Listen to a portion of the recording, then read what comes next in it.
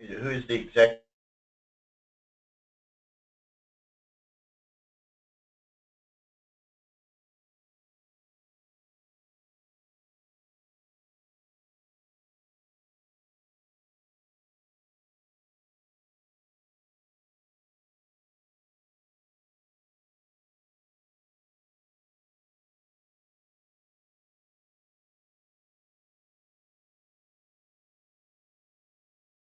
to, as always, to kind of understand the context of what we're talking about in community engagement is to review the goals of the health improvement plan for our county, define the reasons that community engagement is important to coalition building, build awareness on how to participate in community health improvement through community engagement, and highlight community coalitions in the county.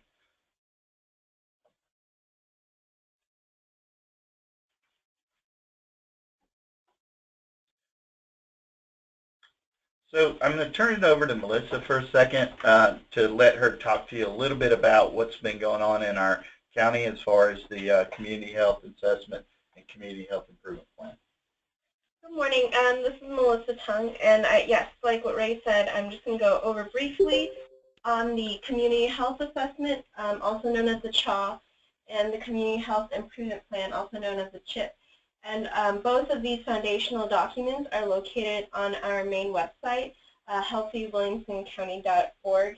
And so just briefly, like many of you know, our community health assessment was published June of 2016, where we assessed, along with the community, the health needs, where we identified 5 health priorities, with number 1 being mental health.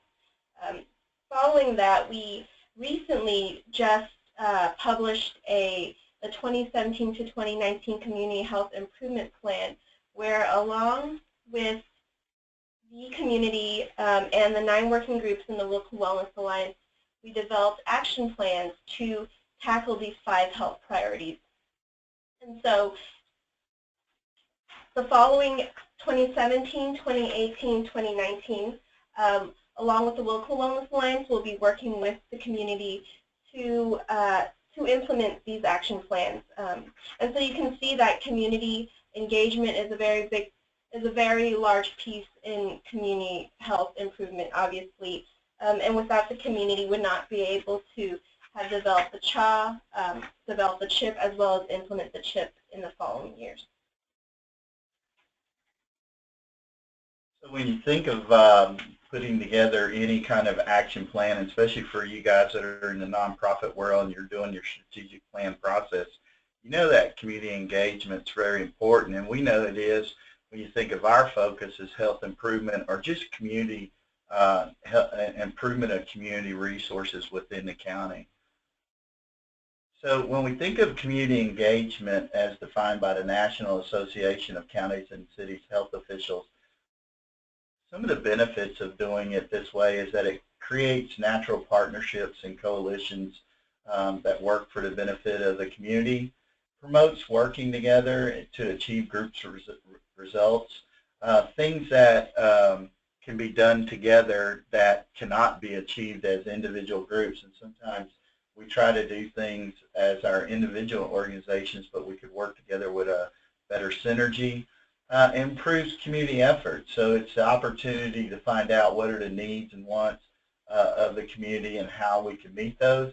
And it maintains effective communication within the community. So that you have a give and take dialogue with agencies within the community, as well as with the nonprofits and coalitions within the community. Also, the Centers of Disease Control and Prevention define the benefits of community engagement by saying that it increases the acceptability and sustainability of interventions. It truly helps out when you're trying to make change. And then it also adds diversity and broadens the representation of stakeholders. Sometimes we, when we go out to gather people in the community or try to help with an intervention, we may not be getting all voices, but community engagement allows space for all voices to be heard. So how can you participate in your community's health? And really, when you're thinking about it, community's health is so tied to community resources. There's several ways that you can participate. Basically, the way we've defined it through our Community Health Improvement Plan is that you can help by joining, the WilCo Wellness Alliance, which is an organization of approximately 550 members, and it represents 90 organizations, and you can do so through our website, WilliamsonCounty.org. You can participate as a local government agency by advocating for policies and resources to improve those priority areas that we showed you.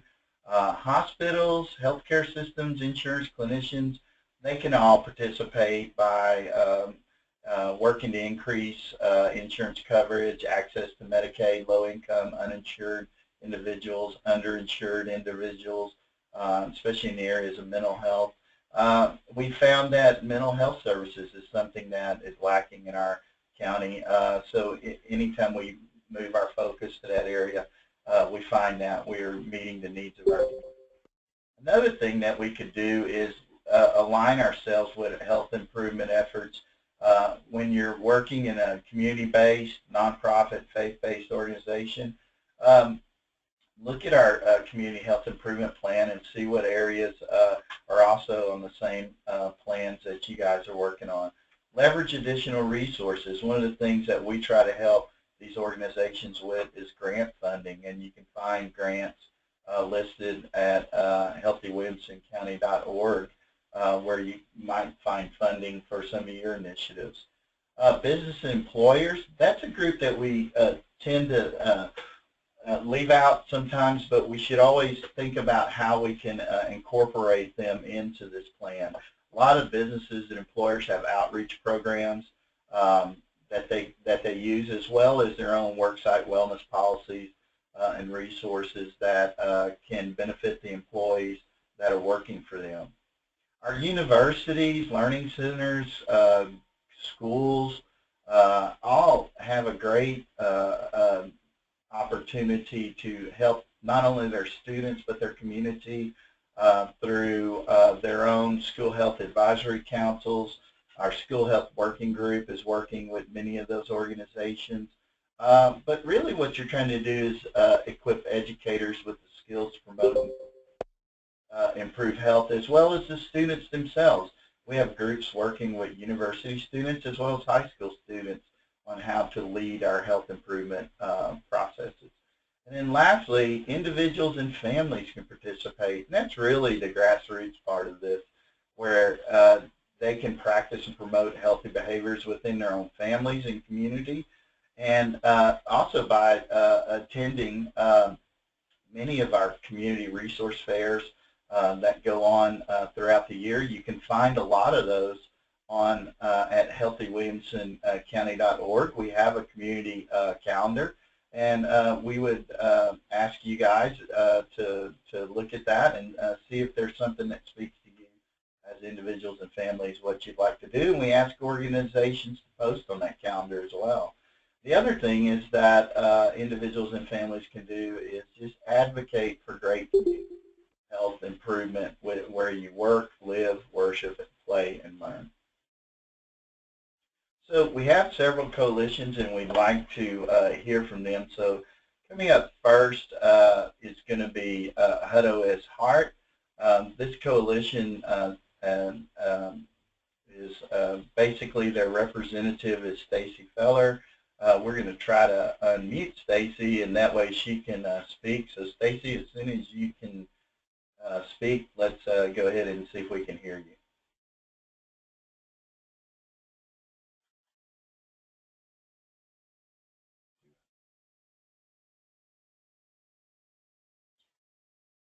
Okay, are you there? Hey, Stacy, we can hear you. Thank you. I'm going to go ahead and advance your slides and let you kind of get started, okay? Sounds good.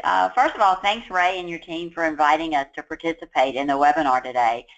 We always love having a chance to talk about Hutto Has Heart and what we're doing in the Hutto community and share kind of what's going on. So let's go ahead and move on to the next slide.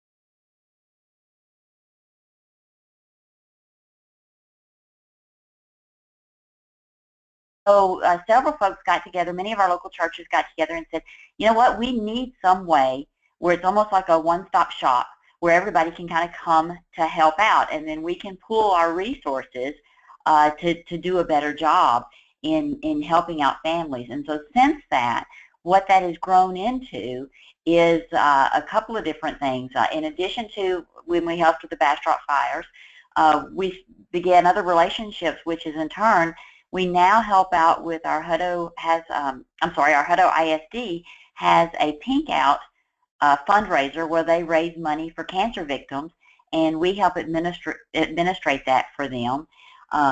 In addition to that, we had, in 2015, one of our police officers was killed in the line of duty, Sergeant Kelly, and so we were the resource where people could come and donate to us, and we kept a separate fund, and we were able to give that money directly over to Sergeant Kelly's family. So basically, we are like a hub. That's really what we feel our mission is. Many times we talk about it being a team of teams, because we don't want to recreate the wheel. We simply want to point people in the right direction to others that are already doing that work, and be the hub with a lot of spokes that are out there. So Ray, if you go ahead and move on to the next slide.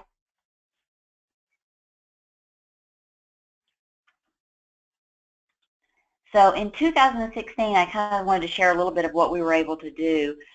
We were able to assist 8 families in the Hutto area with some medical assistance.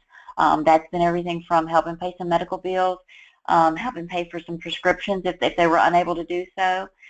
We had 74 families that we helped with some utility assistance, and we had a couple of them that had some eyewear and prescriptions that we helped with. In addition to that, we've had hundreds of families that have come to us that we've been able to refer to other agencies to help. We have an application process that they come through to us, and we take a look to see kind of what's going on in their area, what's going on in their life that has put them in the area that they need help, and we see who we can partner them to help improve their life. Okay, let's move ahead to the next slide. So one of the things that we do at Hutto Has Heart is every quarter we have what we call a community networking meeting. We hold it at City Hall, and we normally have 25, 30, 40 community members that will show up, and basically it's an hour to network. We give everyone a chance to go around and say what's going on in their organization, maybe if they have something coming up that's an event, or if they need help with something, and Hutto Has Heart sponsors that. So at the last quarterly meeting in 2016, we asked a couple of questions. We said, getting ready for 2017, we need your input. What do we do well? What do we need to stop doing? Where would you like to see us go in the future? And so with those, when we sat down in January, we took all that input from our community to come up with our 2017 goals. And here's what we came up with. One of the things that we heard overwhelming was, not enough people know who you are. More people need to know about Hutto Has Heart. So one of our goals for 2017 is to become a household name in Hutto. So we've come up with this statement here that our board we kind of spit this out. When anytime somebody says, hey, what is Hutto Have Heart? What do they do? We connect Hutto community members in need with resources that can help. It's really that simple. So one of the things we're doing is really quite a bit of marketing this year. We're trying to do a little bit more on social media. We've got more on our website, but we've got to get our name out because not only do we want to get our name out to where our community members that need help can find us, but we also need our community to help rally behind us and support us. So in addition to that, one of our goals this year is to track and maintain our applicant and our community needs. We're fairly young in this nonprofit cycle here, and so as we've grown, we've learned some things over the years, And so one of the things we've learned over the couple of years is we need to do a really good job at tracking who are our customers, who are we helping. That way we're able to go out and, one, ask for grants or funding, but to give some specifics, to be able to say we helped X number of people in Hutto with this issue. So we need to find a partner that can help us with that issue and bring the community members to that partnership. So this year we're working really hard to do a little bit better record keeping, basically. In addition, what our community told us at the fourth quarter meeting was we wanted to develop some more educational partners. We do have some partners with some financial literacy classes, some English as a second language classes, and some taxes. United Way comes in and helps do some tax work for our citizens in the Hutto area, but we're going to continue to develop more educational partnerships. Again, we don't want to recreate the wheel. We just want to put people and connect people with the right resources. And then in Hutto, one of the prime issues that we have here is the transportation issue, is we don't have any type of public transportation. And so we have said we will continue to work towards that transportation solution. Not sure what that's going to look like yet, and of course we haven't made any promises, but we are trying to reach out to other organizations that maybe do provide some transportation. So if any of you have any that you can send us, please feel free to share that with us, and we will get that in our database so that we can start referring clients there. Next slide, please, Ray.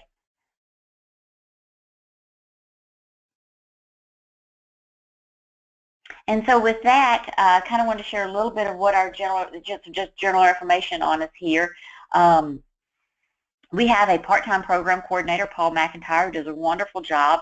He's housed out of 350 Ed Smith Boulevard here in Hutto, which is with the Methodist Church that's behind Home Depot, the beautiful white little church that's behind Home Depot on Ed Smith Boulevard.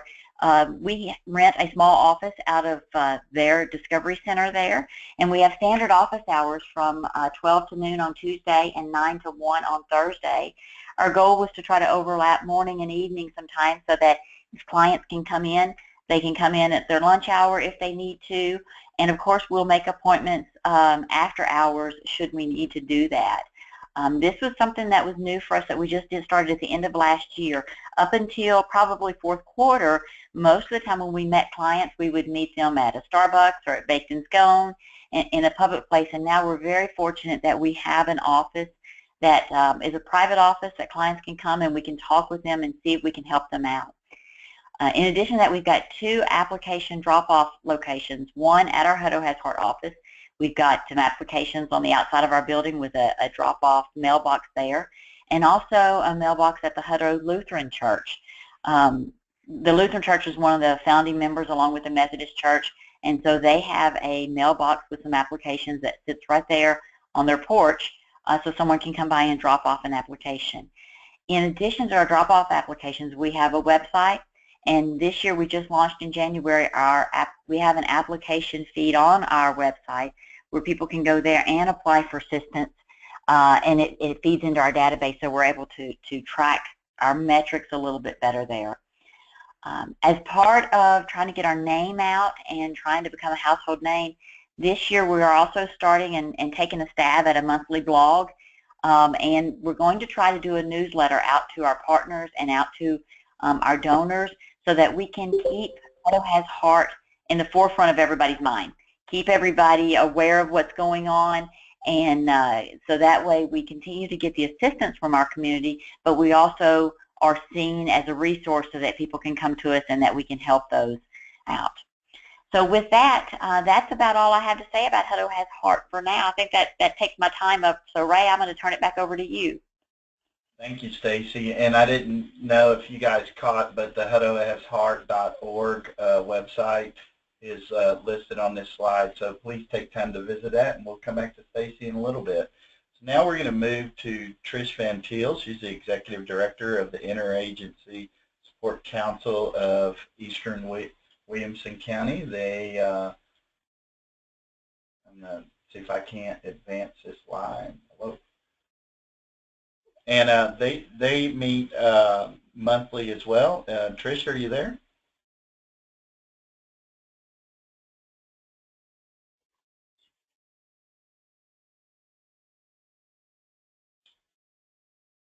Trish?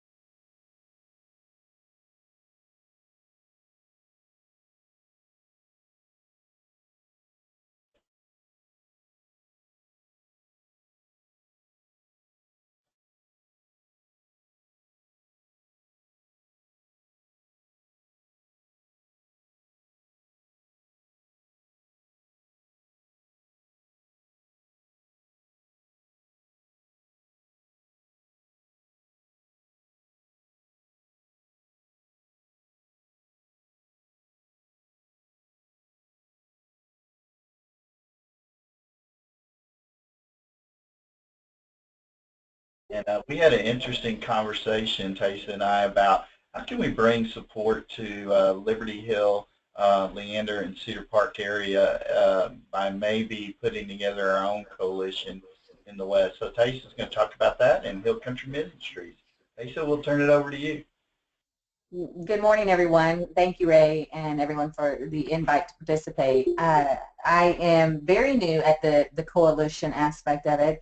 I've been with Hill Country Community Ministries just for, excuse me, a little over 14 months, and so it's been quite the ride and very exciting. But as many of you know, we live in one of the fastest-growing cities and counties in the nation, and so trying to keep up with the vastly growing population and the needs is been quite challenging. But let me just share a little bit about Hill Country Community Ministries and kind of what we're looking to do this year. Hill Country Community Ministries is the local food pantry, clothes closet, and resource center that services Western Williamson County and Northwest Travis County. And we've been around for over 33 years. The history is actually on the next slide. I apologize. I kind of put that over it. So if you want to hit the next slide, Gray, and then I can talk about the other one. But, we've been around since 1983. We started with a coalition of 5 churches. We now have over 50 churches in the area that support us, but we're also supported by local businesses, the schools, civic organizations, and individuals. We provide food, clothing, and other assistance to people who have come up on crisis or those who are living in poverty. Next slide. Our mission statement is, we are people of faith, cooperating in the love of Christ and neighboring to help those in need. And our goal is to serve our clients with dignity, compassion, and the atmosphere of neighbor helping neighbor. And I always love that when I go out and talk to people I get asked questions quite often because, again, I've been here for just a short period of time. One of the number one questions I get asked is, oh, what church do you work for? And I'm like, well, I don't work for a church. I work for coalition churches. And then the next question is, what do you do again, and where are you at? And when I talk about community ministries, is those helping those in need. And I love that because we get to help those in need in our community. And when I've been in this area for over 16 years. And when I came here, I knew about Hill Country Community Ministries myself, being divorced, bankrupt, and and didn't really have much of anything. But there, in the last 5 or 6 years, there wasn't a lot of community outreach from this organization. They were still serving people. They were serving about 350 families, close to maybe 400 families a month, but there wasn't a whole lot out in the area. And so when I got here, a couple of things that I wanted to identify right away was, first of all, why? What's going on? What's happening in our area? I also had found out that there were about 5 other food pantries that had started up within about a 10-mile radius of us, 5 to 10-mile radius. So why was that? You know, was the need bigger than what we could accommodate, or were we not doing our jobs, or maybe it was a little bit of both? But that being said, you know, it was now then talking to all these people and visiting these people, and you know, and other organizations like, you know, Round Rock Serving Center and Caring Place who do what we do. You know, I've realized, wow, we're all really kind of doing the same thing, but in our side of the county, not everybody was talking to each other, and not everybody was kind of working with each other. It was everybody's kind of doing their own little thing. And so we thought, well, you know, in the last 6 months or so, everybody's like, we all need to meet, because we're all serving the same type of people, whether we're serving them with the basic needs of food, or they need help with, you know, health, they need help with mental health, they need help with other, you know, services and stuff. And so, Ray, if you want to do the next slide. So we provide, you know, we're open 5 days a week. We provide a month's worth of, or a couple weeks worth of food. They come in once a month. We have a free area, so anybody can actually come any time of any part of the day that we're open and get bread and pastries. And right now we've been very blessed with a lot of other items like, you know, salads and yogurt and vegetables and whatnot. But they, but anybody can walk through the door if they need food, and what we call emergency food. And so when somebody comes in and they're like, hey, you know, I lost my job 2 weeks ago, I cannot put food on the table, what can we, you know, do you have services? And I'm like, yes, you know, we have services. We have the clothes closet. One of the biggest things that we are dealing with is homelessness in our community. And so we have a lot of people that have been living out of their cars. You know, most people in Cedar Park, Leander, and Liberty Hill don't realize there's a lot of homelessness because we don't see them on every street corner. We don't see them, you know, underneath the bridge and stuff. But, you know, we get people here quite often going, do you have something? Do you know where I can park my car? You know, do you know where I can park my car where I'm not going to get in trouble? And, you know, and you've got families living out of these cars, or they're parked in their neighbor's driveway, you know, or not neighbors, but friend's driveway. And anyway, they'll come to us, and, you know, they're trying to find a job, and, you know, they only have, you know, 1 or 2 outfits, and they've worn them to both interviews. So they'll ask us, you know, do you have an outfit that I could wear, you know, to my first day of work? And yes, we get to do that. We also provide, we have a new shoe program. Then, so we provide new shoes for children in the school districts that we work with. You know, the counselors will call me and they'll be like, Thaisa, you know, I have a 4th grader failing PE, you know, because they don't have the proper athletic shoes. Do you have a pair of athletic shoes? Yes, we do. And so we can go and deliver shoes. And then we have an event called Laces for Leander that we do, and in Lago Vista that we work with the school districts. It's kind of like a Coats for Kids that we started a couple of years ago, and that we're working with now even another school district. But basically it's a one-time event before school starts where kids get to come in and shop for a brand new pair of athletic shoes to start school, and that's been a really, really fun event. We also, you know, new socks, new underwear, coats, and blankets. And so the next slide shows some of the events that we do, and the special assistance. Several of those events are new. We've always done like a holiday turkey project, but we also do Hams for Hope, which is coming up right before Easter. Last year we distributed 500 hams for Easter to our clients, and then also we worked with Meals on Wheels, Drive a Senior, Samaritan Health, Heroes Night Out, and Lago Vista ISD. And so we were able to help them deliver, you know, hams for the holiday right before Easter so they can spend. Like I talked about, the new shoes for children, laces for Leander and Lago Vista. You know, a couple of other school districts are interested in doing their own laces events, but this is for the kids that are on the free and reduced lunch program. We do vision vouchers. We do some dental assistance. And something that I know that Stacy touched on was the transportation issue. So we serve a 10 zip code area, and our area is huge. And one of the other big challenges is that people can't get to us, you know. So we were blessed with a grant and a very nice donation from one of our churches that allowed us to buy a refrigerated truck. So now we go out into specific areas and we deliver, have fresh foods being delivered or not really deliver because we have a spot, but we have a spot where we actually distribute. That's a better word.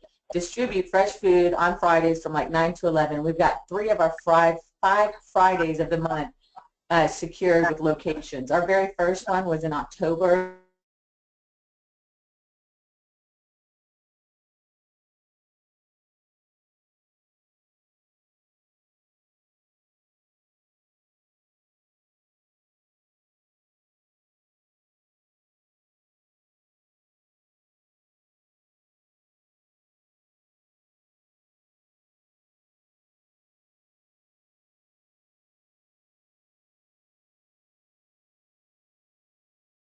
$150 to 400 families. As we're now serving 550 or 450 families per month with food. You know, it's about 1,500 individuals, of which 40% are children. But what was insanely crazy was that we saw a 59% increase in the brand new people we served this past year. You know, overall, in general, we saw an 11% increase, but we saw 59 new people. These are people who have never received services from Hill Country Community Ministries or haven't been here more than 2 years. And so, you know, for us, our you know, area is there, or our location is here in Leander, and our facility is less than 4,000 square feet total. And that's food pantry, clothes closet, and a couple of sheds. And so we're very tiny, and we're serving a ton of people, but it's just been, you know, like I said, just being able to get the information out of not only what we do, and I know that that's what Stacy had touched on as well. It's like, you know, when I go out and talk to people, it's like, who are you and what do you all do? I mean, I've done a ton of presentations this past year. In October, I had my annual review this past October, and the president of our board said he stopped counting after 46 presentations. You know, and so you were like, you know, how do you get the word out? You know, we have a website, we have social media, we're very active on both. But again, a lot of people are like, I don't know who you are and what you do. And what I share with people, it's not so much as even telling them what we are, you know, what we do, you know, of course, we want the volunteers and we want the donations and we want the money and we want the participation from our community. But more importantly is, you know, when somebody needs that help, you know, when you know, this past year we had three or four house fires just in Cedar Park and Leander due to lightning strikes, you know. So when those people lose everything, you know, that's what we're here to help, you know. And then, you know, when I see all the applications come in for emergencies, most of them are loss of job or increase in bills, you know. And so, you know, what I try to do is, because we don't provide any financial assistance, that's one of the number one questions we get. I need help with utilities. I need help with, you know, rent. I've really tried to broaden my relationships with other organizations to say, okay, if we can't help you, how can we get more assistance to these people that need the help, and, you know, quickly. And so when Ray and I talked, and he was talking about what you guys are doing, or some of you are doing it over there in eastern Williamson County, I thought, we absolutely need this here. We need to know what we're doing. We need to know, you know, how we can help each other, because the last thing I really want to do is when somebody comes in here and can get food and get some clothing and get a blanket. We had a woman in here just asking if she could have a blanket because she's homeless, you know. But the last thing I want to do is send her somewhere else to have to try to find some additional help. So how can we help each other and try to find more of a hub to where we don't have to send somebody else out, because, again, transportation. So I know it was quickly, but I know I also want to make sure that we leave enough room. And I know I just saw that Tracy's back on the line. So that's it for me. Thank you. Great job. Thank you so much, Taisha, and you guys are doing great work. And I know anybody that's interested in joining the WilCo West, we have that posted on our calendar on healthywilliamsoncounty.org. We are now going to see if, Trish, are you on the line? Yes, can you hear me, Ray? I can hear you perfect. If you just wait a second, I'm going to queue up your slide. Okay. I don't know what happened with the phone, but we switched to computer, so carry on. Oh, super. And I think here's your beginning slide. All right, great. Thank you again, Ray, so much for inviting Interagency to participate in this. This is a great opportunity for us and for the other two organizations as well, so thank you. And you can go to the next slide.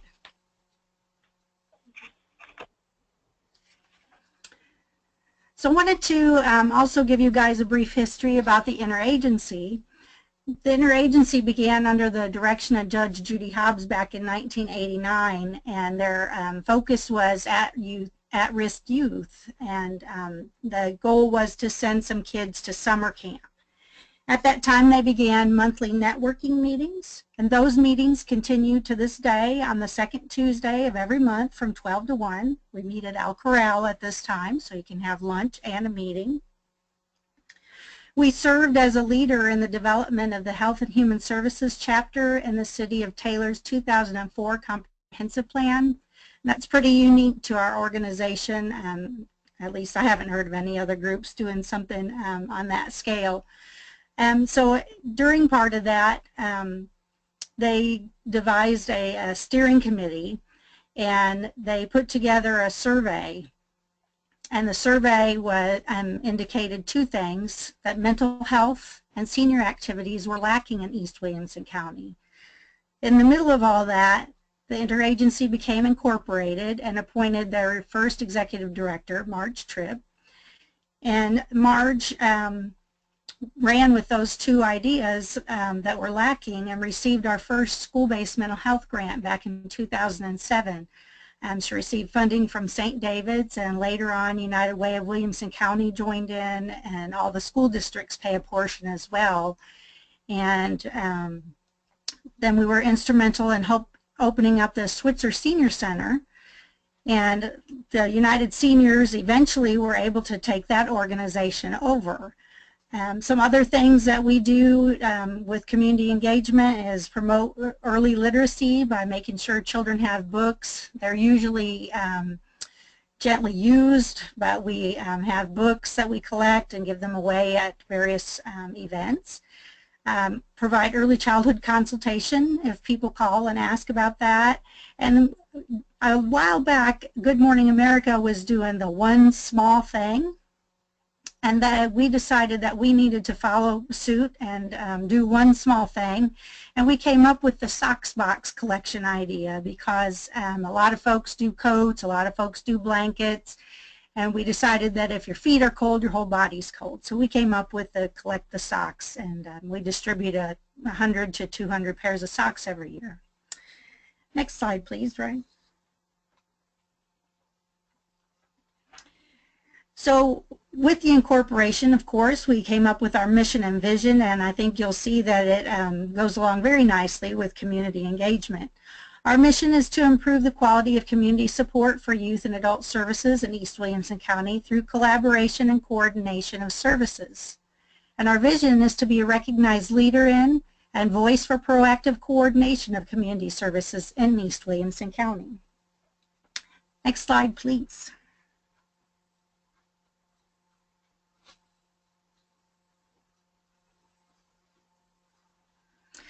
And so you can see that our mental health is a huge focus right now, because you heard earlier that mental health is the #1 priority, health priority in all of Williamson County. So from 2007 on, it has been a high priority, and so we continue to address that issue. And some of the ways that we cover it through your Community Health Improvement Plan are the Employee Wellness section. Our services are available for students and families free of charge, but they're also available for anybody that works at the school districts that we're in. And we are in Taylor, Thrall, Granger, Bartlett, Gerald, and Copeland school districts. So the employees have the opportunity to have all of those services as well if needed. Maternal and infant health section of your CHIP, we have some teen parents, so cover that area a little bit. And of course mental health and school health, because we are a mental health school-based program. Substance abuse, of course, tends to play a large role in mental health issues at times, and so we do address that area of your CHIP. If the social workers feel that it's beyond their abilities, of course we have a lot of community resources that we have that we can refer elsewhere if needed. And systems of care, this is one that we really think is important. And we offer the school-based mental health care, but we know there's much more out there. So sometimes the family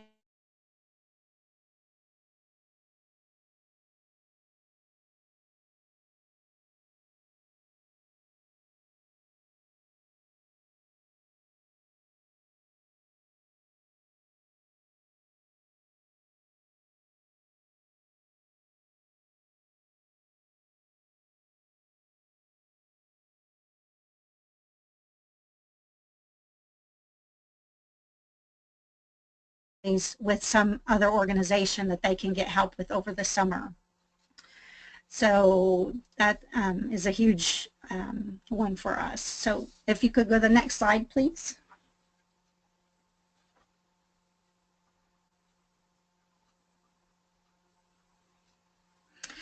So as you can see, community engagement is vital for the interagency. It is a big part of our mission. The networking is so important. We need to know who offers what services, when and where. So if you know your resources, then you will know that information.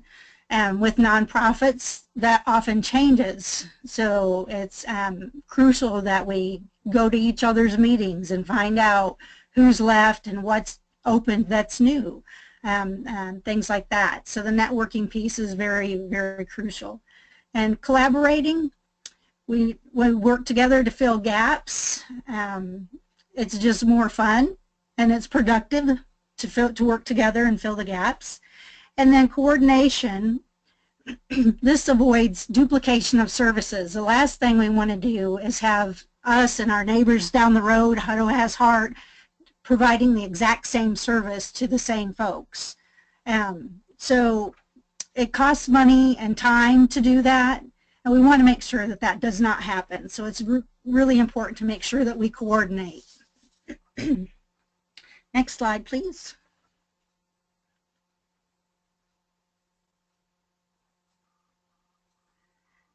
So the building awareness piece, I know Stacy talked a little bit about this, but I believe that word of mouth is the biggest way to build awareness of your organization. And I don't know if you guys have heard of the 311 rule, but years ago I learned this, and it is that if you tell somebody something positive or good, they'll go tell 3 more people. If you tell them something negative or not so good, they'll tell 11 more people. So you can see the positive building awareness good side takes a lot of work because only 3 people are going to learn that information. So word of mouth is very important. Get a website up if you don't have one. I think most people do this day, but it's very easy to be able to send somebody to a website and know the other resources to send them to other websites because all of the vital information is on a website. Social media has been very important. I'm working hard on that one. I'm getting better with Facebook. I don't tweet yet, but social media has been huge for the interagency and getting the word out. A lot of people check that before they'll look at an email. Just attend other events, join organizations, sign up on distribution lists, and be informed.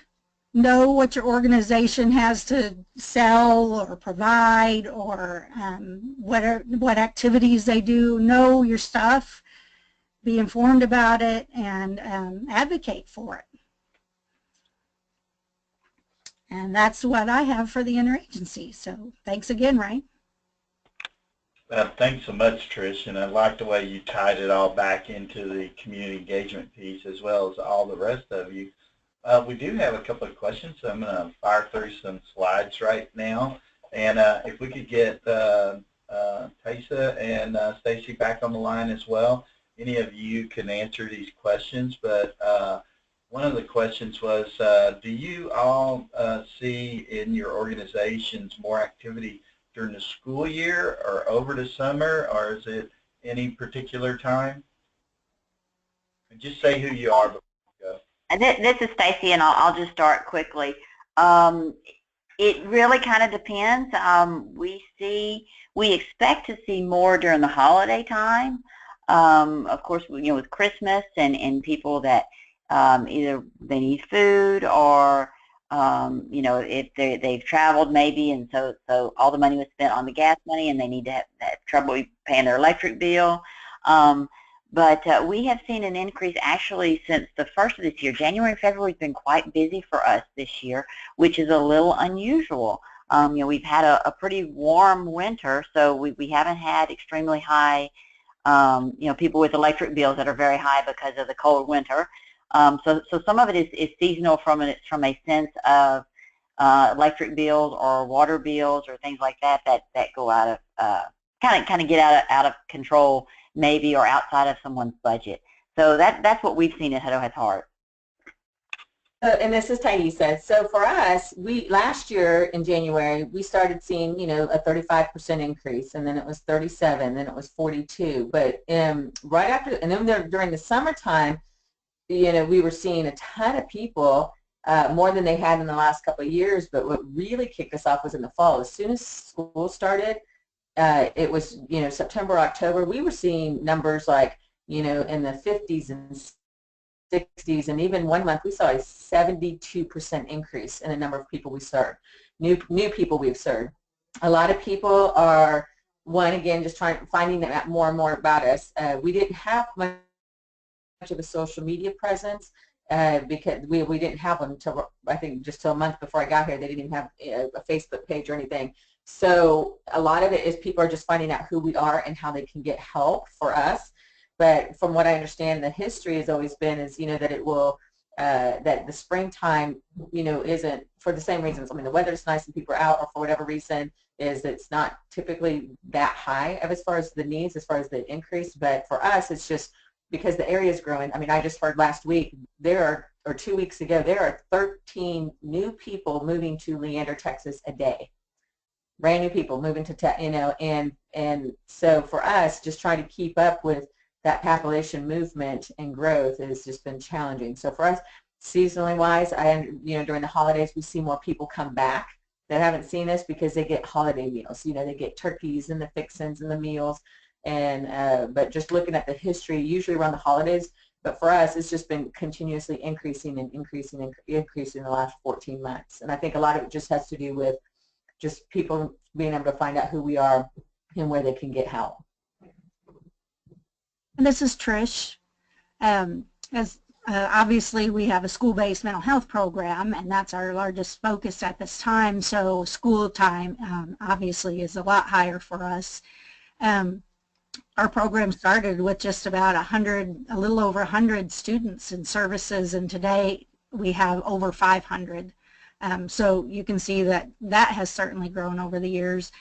During the summer when it is low, what we try to do is, like I said before, match them up with another service so that they do have somebody during the summer, but we find that they often don't use those services and just don't do anything over the summer. So I guess they literally do take their spring break.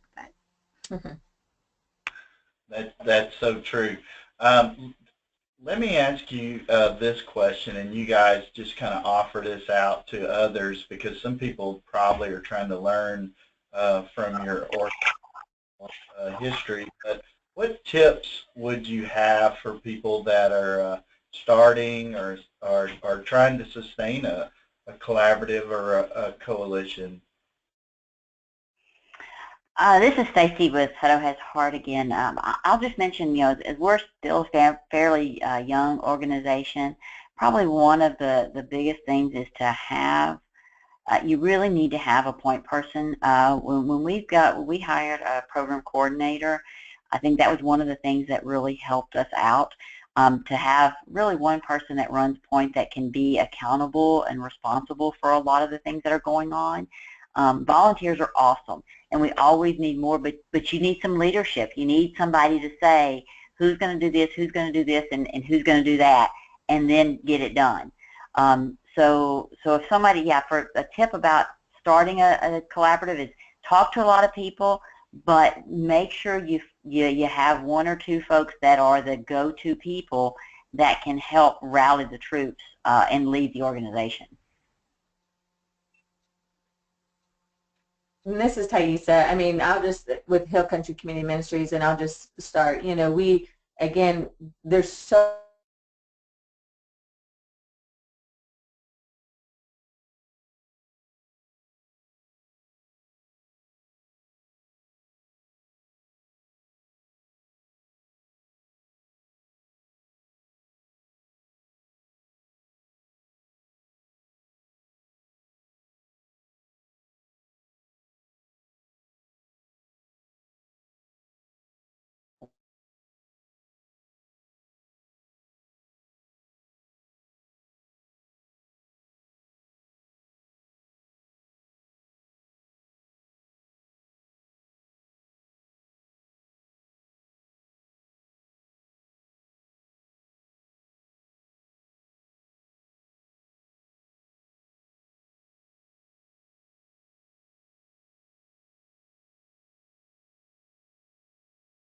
attended, or not, a couple days ago.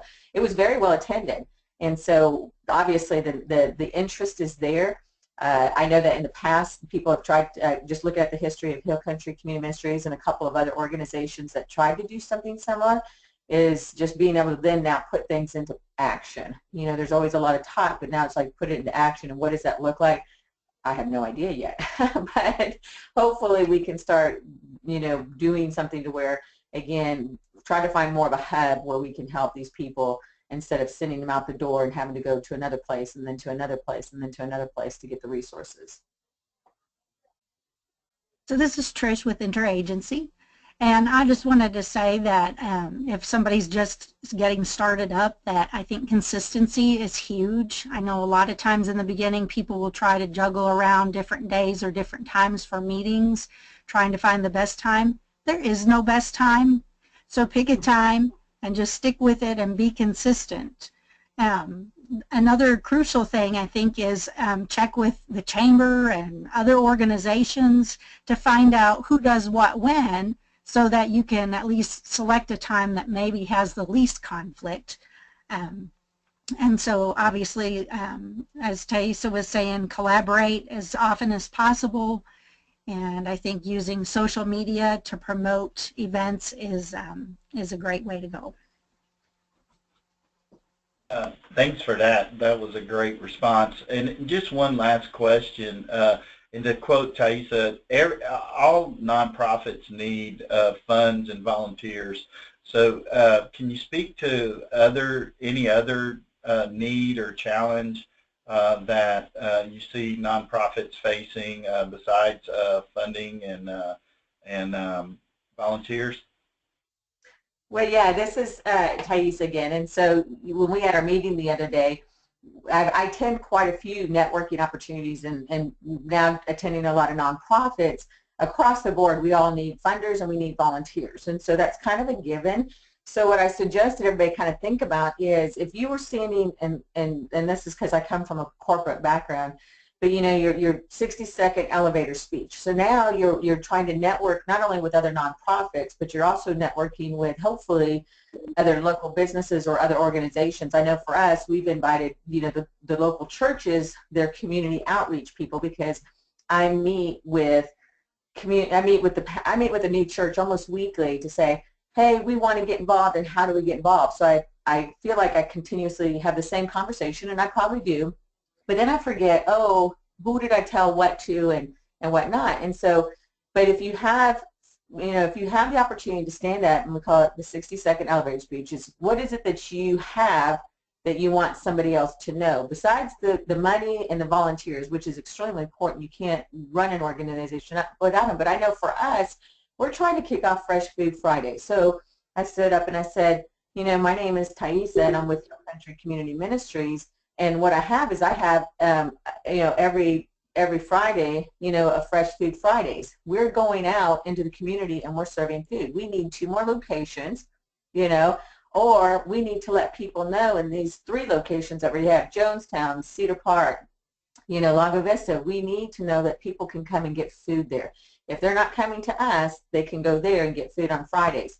And so if you are serving these people like Samaritan Health, and Samaritan Health is, they provide free, medical or discounted or free, but it's for those that are underserved. So a lot of these people may not need to come see us, but they know that they have a need, and so we work with them quite regularly too. And it's like, can somebody come and get the fresh food, the fruits and vegetables and stuff.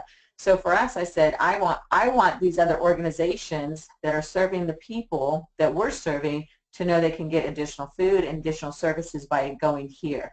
And so that was kind of to tie into what Ray was saying is, if you have an opportunity to say, oh yeah, we need this or that, but what else do you need?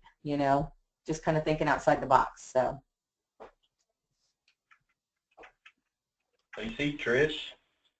Yeah, well, of course, funding, as you already mentioned, huge for all of us in the nonprofit world, I believe. But I just actually had written down here, think outside the box, but we already heard that. I think another thing that can be both a challenge and a benefit is that some people commute to work, so they may not be living in the community where the meeting's being held, and I think that can be a challenge and a benefit. So I think we need to use that for the best way we can. Yeah, and this is Stacy with Hutto Has Heart. One of the challenges that I'm seeing from an organizational standpoint, and it's not just for Hutto Has Heart, it's for all nonprofits, is that we're kind of expected to run on a shoestring budget. And so, for example, a lot of the folks when they donate, they may say they want 100% of their donation going to help those that we're helping in the community, which is awesome, and we're appreciative of those donations. But it's hard for me to get the word out about who we are, and that with no funding to do that. So that's kind of one of the struggles that we have is, how do we get the funding to do these projects and to do more fundraisers without it? That the whole chicken and egg thing that that so many organizations go through. And that's an excellent point, and I think we're going to end on that. But just sometimes our infrastructure, the community has needs, but sometimes the infrastructure for sustainability organizations, it has needs itself. You guys have been a wealth of information, and I can't thank you enough. And I would ask all of our guests to the webinar to visit each of these websites. We will have this published on the healthywilliamsoncounty.org webpage. We'll have the audio of this presentation webinar published, as well as the slides. But and also reach out to Trish and Stacy and Taisa, that there's a lot to learn from them at all stages of their organization. They have a lot of great knowledge. I know I learned a lot today, as well as others will learn a lot as well. So I also want to let all of our people that tuned into the webinar today know that we're going to send out a survey, try to get some follow-up information from you guys, and see if there's some sort of webinar maybe that we could put on in the future. And then lastly, just a reminder that if you visit the healthywilliamsoncounty.org website, you'll find two resources. One of them is a community resource tab we have under the resources called Aunt Bertha. It gives you a chance to look up zip code level resources. And we have our community calendar, and we will post free and low-cost events that align with the Community Health Improvement Plan and community resources. Our heartfelt thank out to Hutto Has Heart, Interagency Support Council of Eastern Williamson County, and the WilCo, West WilCo Community Resources Collaborative, and of course the Hill Country Community Ministries. This concludes our website, our webinar today. We thank you for your attendance, and we hope you have a great day. Thank you.